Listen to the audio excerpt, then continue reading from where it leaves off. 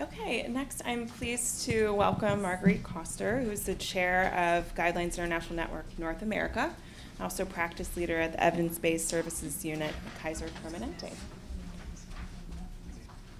Hi, I'm Marguerite Koster, and I'm really happy to be here. CUE is one of my favorite groups to spend some time with, and as the chair of GIN North America for the last couple of years, I've really gotten to know a number of people in the organization. I've worked for years with Kay, and I know Carol, for a long time because of her work with consumers, and so this is always one of my favorite, groups to come and spend time with.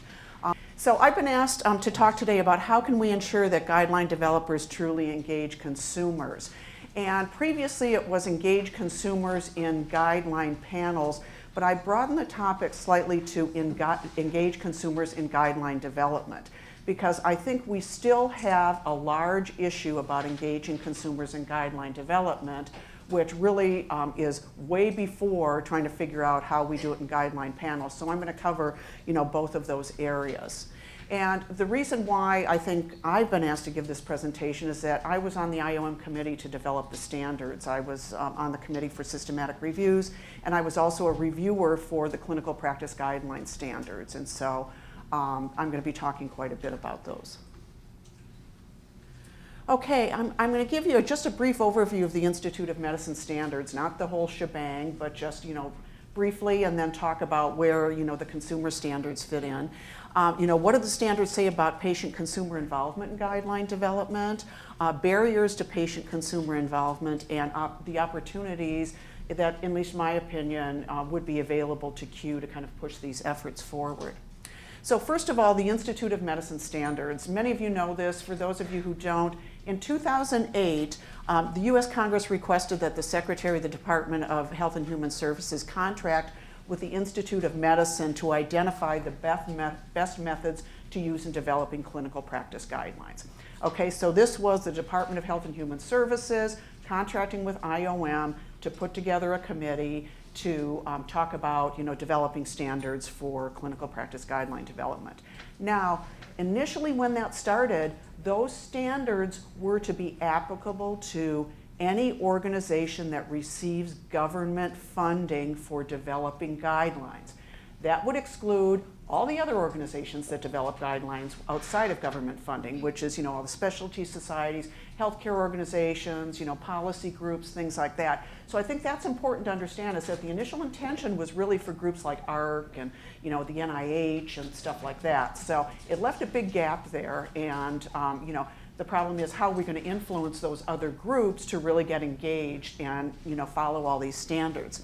And so in 2011, the IOM report, Clinical Practice Guidelines We Can Trust, provided 8 standards for clinical practice guidelines, and that was to guide the development of what they were calling trustworthy clinical practice guidelines. Okay, the summary IOM report recommendations, as you can see here, it's systematic review, developed by a knowledgeable multidisciplinary panel of experts and representatives from key affected groups, consider important patient subgroups, yada, yada, yada. I'm sure all of you have seen these before. But I wanted to highlight just in particular that they be developed by a knowledgeable multidisciplinary panel of experts and representatives from key affected groups, because there are sub-elements to that standard that specifically involve CUE in terms of patient and consumer involvement. And it's important to understand really where they are in that process. How have the IOM standards been implemented? Well, we were invited, and Kay was on the group for systematic reviews to develop these reports, and we were gung-ho and went through that process, but we were there to produce the reports. There was no formal implementation strategy for the reports afterwards. And so, what to do about that? So in 2011, a group of people who were involved in the Guidelines International Network in the North American area, we decided to put together a North American branch of GIN to focus on some of these things, because we knew these standards wouldn't roll out by themselves, or hey, everyone's just going to flock and do what's necessary. Now, the government organizations would, because they were mandated to do that, but I can tell you, specialty societies, healthcare organizations, they're just going to do what's minimally necessary to be published on the National Guideline Clearinghouse. So AHRQ and the National Guideline Clearinghouse in the report, what the report for guidelines said is that they said ARC should be responsible for working with the National Guideline Clearinghouse to incorporate these standards into the criteria, the inclusion criteria for publication on the National Guideline Clearinghouse site. Okay, so that was really key here. That's the point at which all the guideline developers that are outside government organizations sort of perked up and went, what? You know, we're going to have to do something about this. And so what ARC did in partnership with the ECRI Institute is they developed this set of standards, this inclusion criteria that guideline developers had to meet in order to be published on have their guidelines published as quote unquote trustworthy guidelines on the National Guideline Clearinghouse. Okay, so ARC and the NGC staff explored options for meeting the standards. They obtained input. The standards were to be phased in over a number of years. You know, everyone would be given like a year or two grace period, because the biggest standard that affected a lot of these groups was the mandate to base your guideline recommendations on a systematic review of the evidence. Okay? Many organizations, in fact, I might say most, were not doing that up until that time. And so we were considering those guidelines not to be as trustworthy, really weren't evidence-based. They didn't follow an evidence-based methodology. So this was really key here. And then the guideline developers must meet the NGC, oh, sorry, I pressed the wrong one here. A little over-eager. Okay, so the guideline developers must meet the inclusion criteria in order to have guidelines published on the NGC website. The 2013 criteria, which was effective on June 1, 2014, did not include the requirement for patient-consumer involvement in guideline development. Okay, systematic review was a requirement. And it was like, well, take into consideration all of these other things, and we know what that's going to be at that point, is that guideline development panels of mostly physicians will get together and say, hey, we all get health care somewhere, so we're patients, so let's provide input, and that's the way we're going to get that engagement, you know, from patients and consumers. Well, obviously that's not enough. So what the IOM standards say about patient consumers is that the guideline development group should be multidisciplinary and balanced, comprising a variety of methodological experts and clinicians and populations expected to be affected by the CPG. Kind of vague. How do you do that? How should all that be defined? 3.2, patient and public involvement should be facilitated by including, at least at the time of clinical question formulation and draft guideline review, a current or former patient and a patient advocate or patient consumer organization representative in the GDG. Okay, that's really big, but it wasn't included in the NGC inclusion criteria. And then 3.3, strategies to increase effective participation of patient consumer representatives, including training and appraisal of evidence, should be adopted by GDGs. So that's the heart of the IOM recommendations for involving or engaging patients and consumers. So the next step that the NGC has, they haven't included this, you know, the patient involvement in the inclusion criteria. So what they're doing at this point, because believe me, when that systematic review requirement went in, oh my God, people freaked out from all these organizations. You can imagine organizations that publish 30 guidelines, each of which have 200 different recommendations for care, and they have to do systematic evidence reviews for all of those. People were freaking out, and it was also going to be very costly to have that happen. Well, organizations have started to meet that. Those that aren't able to do it are now merging with others, or they're falling out of guideline development. So that standard is really starting to be met, but we still have this gap. So NGC is working on a tool now to assess amongst those guideline developers who post guidelines on the National Guideline Clearinghouse the extent to which they adhere to all of the standards that the IOM set forth for, you know, developing trustworthy guidelines. So they're assessing that, but it's not included as a specific requirement in the NGC inclusion criteria. Okay, so this is just an assessment process. And then there are going to be reports published on which organizations and the degree to which they comply with all of the standards. Okay, so these are the standards that they're going to be focusing on. And you can see, the transparency, managing conflict of interest. The two that relate to consumers are the guideline development group composition. And if you recall from the previous slides, it's 3.1, a multidisciplinary group, and involving a patient and public involvement, through a current or former patient and a patient advocate or a patient consumer organization. So they're going to assess the degree to which guideline development organizations are going to, at this point, do they include patients in their process or consumer representatives in their process? They're going to assess that. They're not going to mandate it, okay? And 3.3, you'll notice, has fallen off that list of things that they're going to assess, and that involves the training of patient and consumer representatives. So that's a key area, that they've left off of there.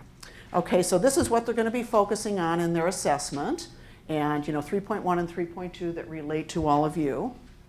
And then, how can we ensure that guideline developers truly engage consumers, given that, number one, it's not in the National Guideline Clearinghouse inclusion criteria? Okay, well, I can tell you at this point, not being an involvement, organizations will likely focus on what's required. Okay, so I can tell you a lot of them aren't going to jump forward and say, hey, let's go to Q and find out if we can get people and embrace it and do training programs and get them all in here. And the adherence to other standards like patient involvement without specific inclusion in the NGC criteria will remain on the wish list of many groups. It's been like that at Kaiser until we've started partnering with other groups, like Hopkins, Wendy, and and others at Hopkins, where we're really trying to figure out how can we make this happen. But guideline development organizations are stretched for funds. The thought of bringing on consumers, somebody has to pay for consumer involvement. That's got to be part of it. So this is another cost, so they're seeing this as an additional burden. Okay, and then most guideline development organizations have a lack of resources to incorporate consumers into guideline development. They haven't done it before, and essentially they're kind of clueless about doing it. Except with some of the big groups like ACCP and the otolaryngology folks and things like that, where there's really a commitment, to patient and consumer involvement. They don't have training programs. Some might include patients. I think at one point we were thinking of including patients from our patient advisory councils, and we did a pilot on that, and they're the nicest people you'll ever want to meet, but they don't understand the evidence, and so there needs to be some training that goes on with this. And so here, guideline developers, are currently steering all of their funds to getting that systematic review requirement done. They've gotten the guideline panels before, but it's really the funds needed to do systematic reviews. And there's a lack of a structure, experienced staff, and training orientation process to manage consumer involvement. So guidance is needed beyond things like the GIN North America tool or the GIN Guidelines International Network toolkit. That's a great start, but more guidance is needed. And I would, just say, having run this organization for the last 4 years, GIN North America, there's minimal awareness of Q among guideline developers. So something needs to be done about that. So how can we ensure that guideline developers truly engage consumers? Do we continue with this carrot approach? Well, hey, look at all the good things that can come from this. And of course, it says it in the IOM standards, but well, I guess you really don't have to do those because they're not in the, patients are not in the NGC criteria. So we've always had that carrot out there, and we've had Q and other organizations, come and talk about, including patients on your panels and things like that. But I can tell you there hasn't been much movement because that carrot approach has gone so far. So do we need a stick? Or do we need both? Well, I'd say we probably need both. So what I'd like to propose as opportunities for Q is that, number one, let's go for the stick. Okay, and that's provide input to ARC and the National Guideline Clearinghouse. Review the IOM standards, see that they don't explain how to involve groups, and they don't elaborate on what's involved there. And I think Q could really be the best organization to say, this is what that would look like for guideline groups. Okay? Provide guidance to ARC and NGC on the most important aspects of consumer involvement. You guys can take a look at the standards and say, we're the experts in this area. This is where we see the most important involvement. And I would say most important of all is to lobby for inclusion of patient-consumer involvement in the NGC criteria. I think the next step, as they're doing this assessment of whether groups are doing this or not, is to have a proactive lobbying campaign with ARC and the National Guideline Clearinghouse folks at ECRI to say it's really important to include this in the inclusion criteria. Because I can tell you, as long as it's not specifically included, we are going to get little traction from the guideline developers, as far as involving that. We need the stick to make that happen. Next, I'd say proactive outreach to guideline developers. They don't know how to do this. They don't know how to engage, patients and consumers. And so I would recommend engaging with key specialty societies and healthcare organizations. Some kind of proactive outreach. I know Carol will probably talk a little bit about that because we've been corresponding somewhat about that. The organizations need help. Cue's the organization to really help them. Offer consultation on including consumers on guideline panels. There's the GIN toolkit, that's really great, but they need more comprehensive guidance. This might be done by working with groups, the otolaryngology group, what ACCP has put together in their training programs for consumers, to get them involved and how they really manage that whole process. I think if we could put together a comprehensive program, we in GIN North America webinars, we could showcase that. There are lots of ways that we could do this, but I think CUE can take the lead on doing these things and setting the standards and proactively outreaching to these guideline developers because they need help. And then here, become the resource for connecting guideline developers with trained consumers. A lot of groups, guideline developers, don't know about CUE and what they have to offer. I get lots of emails where people are saying, well, we really don't know how to include consumers. I'm like, have you been to the CUE website? Have you taken a look at their training materials? Have you talked to, Kay and Riva and others? And they haven't done that. So they're really unaware of what CUE has to offer and the fact that you can proactively match people with their group so that, they have a trained, and I want to emphasize that, trained consumer representative on their panel. And then finally, the power of partnerships. Here, engage with other groups that bring consumers and guideline developers together. We have a partnership, between GIN North America and CUE, and I think Kay may have talked about this, but we're planning to put our, the CUE annual meeting and the GIN North America EGAPS conference together. Have the consumer meeting the day before our conference starts, and then try to get funding for all of the consumers, like you, to be able to attend then the GIN conference. And we want to use that, the GIN North America conference, to really maximize that interaction between the guideline developers and the consumers. Working together, set up workshops, bring them together, have, focus groups, things like that, train them on how to get consumers engaged. This will be in 2017, so there's still some time, to plan all of this. And I know that seems like a long time away, but I've been doing this for 5 years now, and I'm just thrilled that they're using systematic reviews. And that's about as far as I can get at this point. I have this agenda for collaboration amongst guideline development organizations involving consumers. That's my next 5-year project, and then I'm retiring, thank you. So here, engage with other groups that bring consumers and guideline developers together. You've got GIN North America. Find out, are there other groups out there that are developing guidelines? Maybe, reach out to groups like the American College of Physicians or ACCP, or there are other meetings now that showcase patient engagement in evidence-based research and policy and things like that. CUE can be the group to really, reach out to those groups. And then be active participants in GIN North America, ARC, PCORI, and other initiatives and events. And I know some of you are already, but I think being part of that, having your face there, pushing forward the agenda every time you have the opportunity to do that, that's really important. That's how we built GIN North America, because a small band of us were constantly going out to other conferences and chasing people down hallways to talk to them about what it is that we wanted to do. And now we've got about 800 different members in our group, you know, people who call. We get at least 100 to 150 people calling in for our webinars. So, you know, we've made some, you know, we've laid the groundwork and we really have traction now. And I would like to see that extend to Q and other consumer organizations. And then finally, this Gin North America and Q partnership, anything that Gin North America can do to help you in this effort, call on us.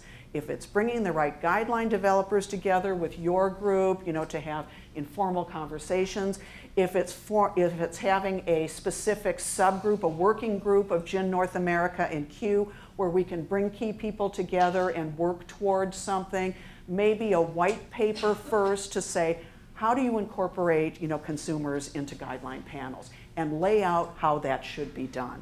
Things like that I think are important. So, so these are what I see as the opportunities. Certainly it's not a definitive list or an exhaustive list, but I'm here.